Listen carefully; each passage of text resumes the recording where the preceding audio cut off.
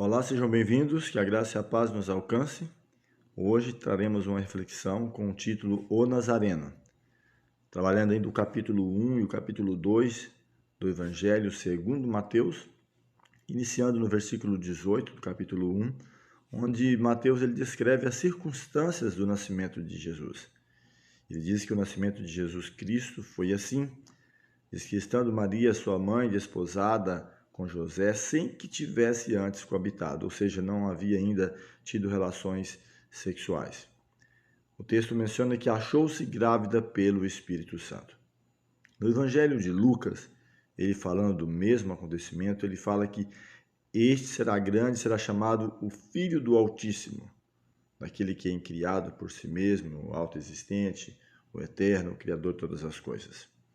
Então percebe que, falando do mesmo assunto, no texto de Lucas fala que ele é filho do Altíssimo e aqui achou-se grávida pelo Espírito. Ou seja, Deus, mediante o seu Espírito, atua em Maria para que ela engravidasse. Dando sequência no versículo 23, aplicando já uma profecia de Isaías, capítulo 7, versículo 14, diz que eis que a virgem conceberá e dará à luz um filho, e ele será chamado pelo nome de Emanuel. E aqui, entre parênteses, vem a explicação dizendo o que quer dizer Deus conosco. Na carta, ou na segunda carta aos Coríntios, diz que Deus estava em Cristo, reconciliando consigo o mundo.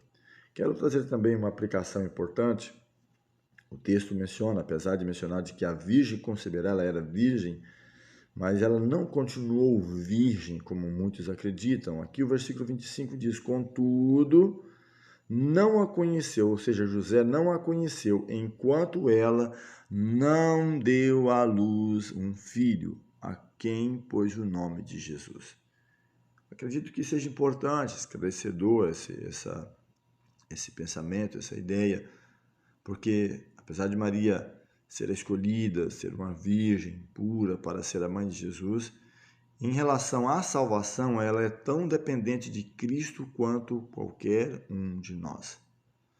Algo interessante é no próprio milagre da transformação da água em vinho, quando ela procura Cristo, ela diz para as pessoas da casa, fazei tudo quanto ele vos disser.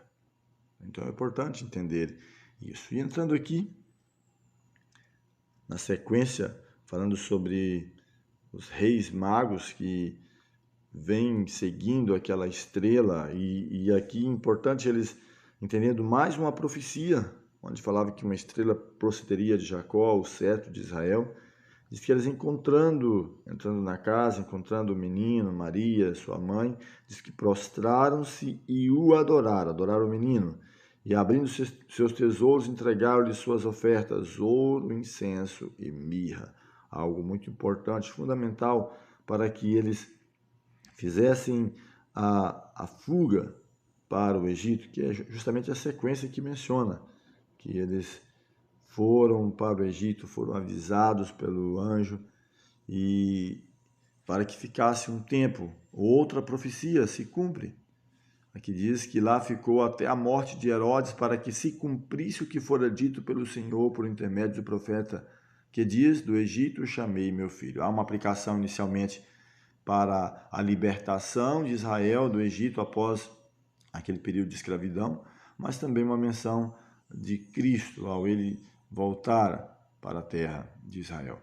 E aqui se cumpre outra profecia também, a matança dos inocentes.